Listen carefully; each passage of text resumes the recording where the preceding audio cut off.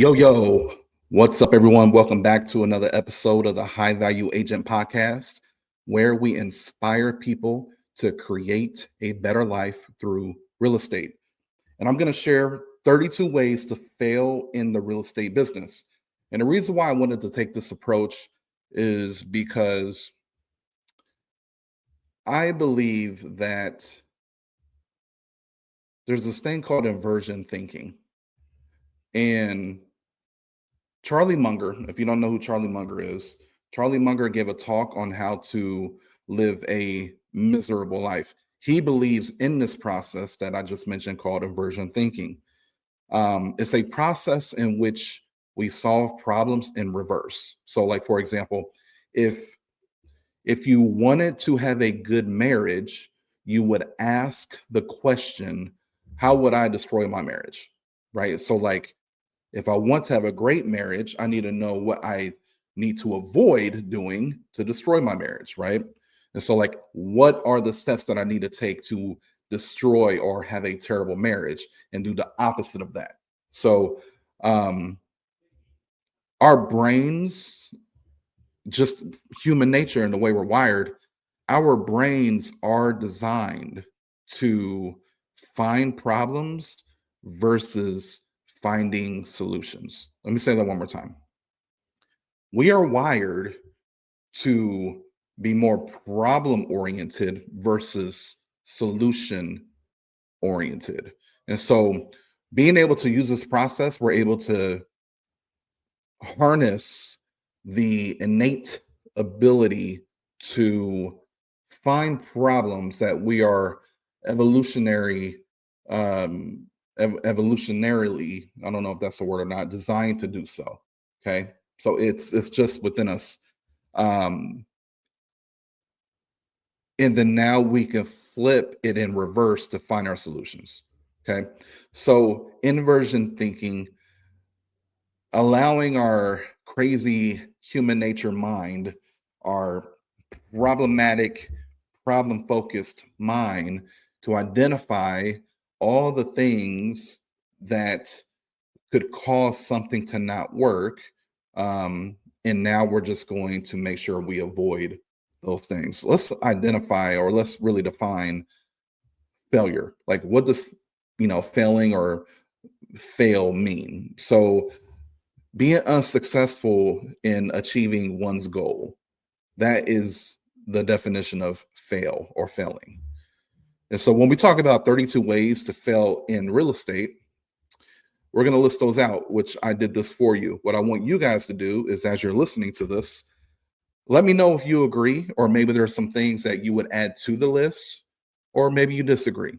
All right, but let's start with number one. So number one, out of the 32 ways to fail in real estate, number one is, I'm going to start doing X tomorrow. So let me give you an example. You learned something today, or maybe you're reminded of what you need to do today to build your business, to build your life, to build your marriage, whatever it may be. And you keep saying, I'm going to start tomorrow, I'm going to start on Monday, I'm going to start next month. When you lead with that type of mindset of, okay, I'm going to procrastinate in the meantime, and then when everything aligns, I'm going to then start. That's one of the best ways to fail in real estate. Okay, so that's one thing you want to avoid. Number two, attending a training, reading a book, and doing nothing. I can't tell you how many people that I know that have for years, they read books, they go to training seminars, all the stuff, but just their life doesn't seem to change.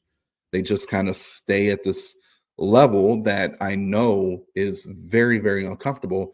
They stay at this level and then there's no growth, but they attend, I mean, they are masters at learning. Right, we're not learning. Let me step back. They're masters at attending, and or um, we can sometimes call it creative avoidance. Hey, I need to learn or go to this thing, and then maybe I'll decide to do the thing. So attending trainings, reading books, and then doing absolutely nothing after you read it. Implementation, or the lack thereof. Number three, taking advice from people who have a scarcity mindset.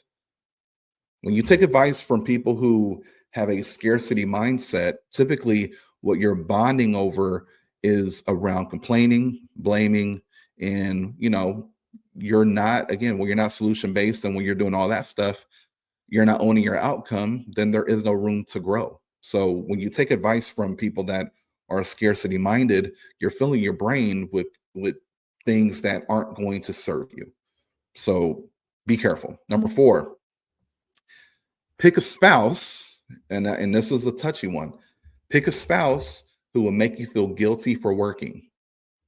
So when you have no alignment at home, or your spouse is not bought into the vision for the family, for what you're doing, your mission, then there becomes a lot of conflict in the marriage. And so, or in that relationship, whatever it may be. So picking a spouse who's going to make you feel guilty for showing up, doing the work, that's a great way to fail in real estate. Number 5, you fail once and you quit forever. So here's a good example, because we are real estate professionals and we're in the game of building and maintaining relationships. That is how you build a business. So now you make that phone call to that prospect, to that lead that registered on your website, and they are a little mean. They say some things that you don't really like. You feel rejected because they at that time do not need your service. And after that, they hang up on you. You don't make another call, and then you allow that one instance to take you out of a week of making calls, which then turns into weeks, and then months, and then years, and the next thing you know, you're out of the business. So failing once and quitting forever is a great way to fail in real estate. Here's another one. Number 6, rejecting accountability. Rejecting accountability. Understand that accountability is if you can embrace accountability, if you can run towards accountability, it is going to make a major change in your life for the better. Okay. Number 7, lacking empathy. And when I say lack empathy, it's not only for the people that you're helping, your clients, your coworkers, whoever it may be. It's also for yourself, right? Having a clear understanding of what people are going through, although you're not going through it, they feel that you're going through it with them. So you have a clear understanding of what they're feeling and going through. It doesn't mean you necessarily have sympathy. That's different, right? Feeling sorry for somebody and all that. Like, we need less of that and more empathy. And if you lack empathy, it's a great way to not have a sustainable business. Number 8, complain about things you cannot control. Oh, the market. Oh, this lead, or the lead is trash, or it's cold outside. Like, you're complaining about things you can't control, which then means you're focused on things that are not going to move your business or your life forward, which you're just wasting energy. And there's a thing called opportunity cost. There's a thing called being very intentional with your time. There's a thing called, like, yes, I understand that we cannot control our first thought, but we can control our second thought. If something happens with the interest rates and the next morning you wake up and rates have went up 2 points, like, you cannot control that. For you to sit around and complain about that for a day, that you made a decision to not be productive. So when you complain about things you can't control, what you're essentially doing is you're accepting being unproductive. Okay. Number 9, avoiding discomfort. Man, everything that we do in life, and especially when you're doing something that is uncommon, like building a great business, earning an income that is uncommon, having relationships and a lifestyle that is uncommon, you're going to go through a lot of discomfort. One thing that I would highly recommend you write down is either you're going to chase discomfort, or discomfort is going to chase you. And only one of the two actually give you a high ROI, excuse me, a high return on investment. If you chase pain. If you chase discomfort, typically you're doing things that's going to give you a return on your investment, like making those phone calls, building those relationships, following up with those leads, right? It could be eating healthy. It could be spending quality time with your spouse or with your family, right? And the reason why I say that could be like chasing discomfort is a lot of times that's going to mean you have to be very, very present. And I think in today's world, that is like uncomfortable. Being present, following a schedule, being like saying no more often to people and all that. So then you can say yes to what really matters. That is uncomfortable. So when you chase discomfort, you're actually able to get a high ROI on on that. So something to really, and we can unpack that further on another podcast. Number 10, avoid prospecting for new business. I don't have to really go into more detail. Like you got to prospect. It's just the way it is. I can't tell you how many people in real estate are so afraid of prospecting that they don't make it. And that's the reason why there's a high failure rate, right? But number 10, avoiding prospecting for new business. Can't do it. Do not master number 11, do not master the real estate conversation. So if you want to fail, a great way to do so is don't know what the hell to say confidently to a human being about real estate. Don't learn what to say. Don't learn the real estate dialogue. That's a great way to fail. Number 12, lack urgency. You can lack urgency, and that urgency turns into an emergency. So if you lack urgency, it's a great way to fail. Number 13, talk more, do less. Talk more, do less. Number 14, do not follow up with leads. I don't need to unpack that. What's the point of having, I've never ever seen a transaction or a deal close that did not start with a conversation with a lead. So if you don't follow up with the leads, how are you going to do transactions? Very simple. 15, do not follow the standard operating procedures in your business or in your team or company. When you don't follow the process, you typically make more mistakes that could have been avoided. And sometimes those mistakes could be very expensive, and not only to you, but to the client. So please, SOPs, if you don't have them, make some, follow them. So then you don't have to think, you just follow the process and you get the same result every time when you follow the process. Number 16, do not master the buyer and seller presentations. It's very interesting that most agents don't have a buyer or seller presentation. So when you don't have one, you're going to increase your chances of failing because of an agent like me or an agent who's on my team. If they present to that same lead that you're trying to present to, we're going to get that business every time because we're able to show value. We're able to transfer confidence from us to them, right? We're able to articulate how we're going to serve them and help them get what they want in the time that they want. You're easy to beat at that point. So a great way to fail. Number 17, believe what others think about you. Believe what others think about you. And this is like identity conflict because a lot of us, we get into real estate, we want to earn six figures, right? But we want everyone to like us. Well, one thing to keep in mind is if you're growing as an individual, there's going to be people who are going to not like the fact that you're growing. Why? Is because you are outgrowing them, and that makes them have to look in the mirror and reflect, and they don't like that. So, what others think or say about you, if you really, really are going to like care about that and then believe it, that's a great way to fail. Okay. Number 8, whoops, I think I messed up here. Make sure I got my list right. Number 18, have no plan or daily schedule. You got to know what you're doing throughout the day. Otherwise, you're just a leaf in the wind, being blown left to right, up and down, and then wherever you land that day is just where you land. We have no intention behind our activity or actions. It's a great way to fail. Do what, number 19, do what everyone else is doing.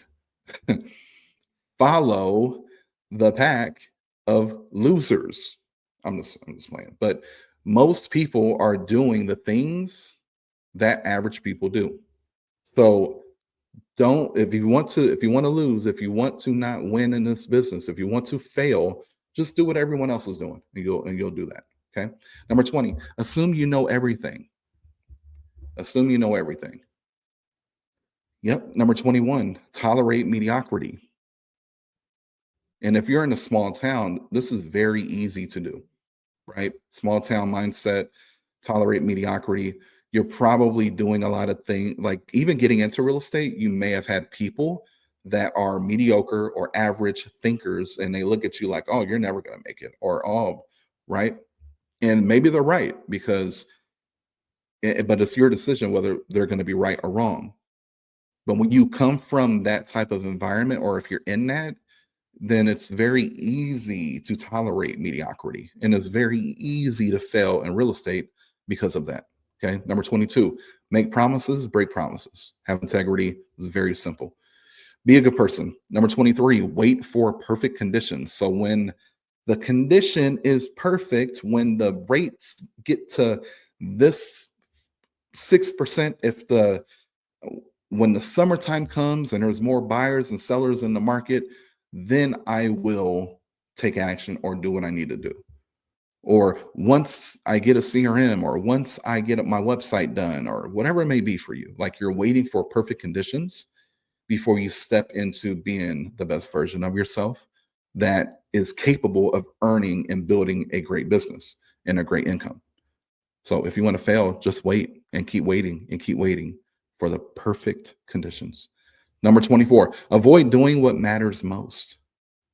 Avoid doing what matters most. Number 25, prioritize looking successful. A lot of people are very good at this in multiple ways. Social media has made it very easy to look good, although you're not actually doing good. You can look good on social media. Very interesting. And also, too, victims have gotten very, very skilled at playing the victim. And so they use that as an opportunity to, although the numbers and the people that can see the real can see that person is not winning, that person will put on the front in front of that and face to face with people and make it look like that they got it figured out. And the reality is they don't. Okay. So a great way to lose. Number 26, do your best and not what it takes. Fuck doing your best. Do what is required of you. Period. Don't need to go into that further. Number 27, start something today and then start something tomorrow. Right? Shiny object. Start something today, start something tomorrow. 28, do something that works and stop doing it. I think we've all been guilty of a lot of these, by the way, but this is funny to me because myself, I've done something and it worked very well. And then something else came up that I needed to do, but it did not mean I needed to stop doing the thing that was working. It's just now I'm supposed to do what was working, and then now I'm doing something else. And then that's just what my days are. So then my schedule is going to incorporate both of those into my day. Well, I, even me, didn't didn't stay consistent, and then I was able to see 90 days later how it negatively impacted my business. So do something that works and stop doing it. Luckily for me, I was able to pivot, get back on track, and boom, better than ever. Number 29, surround yourself with dumb people. It's a good one. Number 30, show up late. It's a very good one. Number 31, expect the market to save you. Oh my God, it's terrible. Yeah, great way to fail. Great way to fail. One of the best. 32, never study market data and trends. So just don't know what the fuck is going on out in the market. Beautiful way to lose and fail in this business, right? So inversion thinking, Those are the 32 ways that you can fail. We can use our brain to find threats more easily than we can find solutions. So we're just, in a way, reversing. Like think about it. If we were to reverse what we covered today, what I just went through, and make them the rules to your approach in real estate, you would succeed literally by accident, because you would avoid all the pitfalls. You know now all the pitfalls that lay in front of you. You, like what I've done today in this podcast is I've helped you identify when you're on your path. I've helped you identify literally all the speed bumps and or the potholes on the road. Now you are fully aware of what they are and when they happen, pretty much. So all you have to do is just make sure you avoid the potholes. Avoid going 60 miles per hour when you hit a speed bump. If you hit that speed bump, you're probably going to have to go get a new tires, new rims, right? And what does that do? When you're on your path and you're going at a good pace and you now have to hit pause and you're over here getting the car fixed, you're off your path. And for how long? That could be weeks. That could be weeks, right? And every day and every week that you do not do the thing you're supposed to do, you delay your income growth by probably 3 months. So what you could have been making 3 months from now, you now have just, that's gone, and you won't see that until 6 months. So one day and 1 week can literally make that big of an impact. And the reason why is because real estate is about talking to as many people as possible about real estate, building relationships, and also talking to people about real estate at the right time, because a lot of it is about the timing of the consumer, the timing of the consumer.